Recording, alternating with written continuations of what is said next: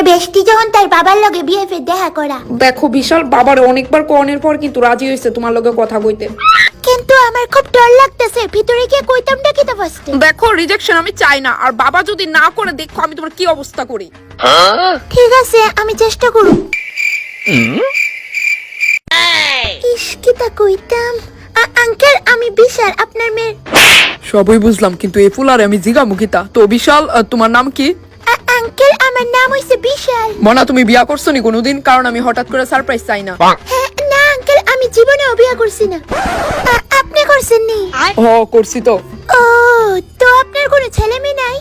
আছে তো, 2 মেয়ে আছে, লতিকা আর ছুটকি। বাহ, খুব সুন্দর নাম। আর কি জিগাইতাম, আমি তো টপিকই পাইতাছি না। তো তোমার পরিবারে কতলা মা বাবা আছে?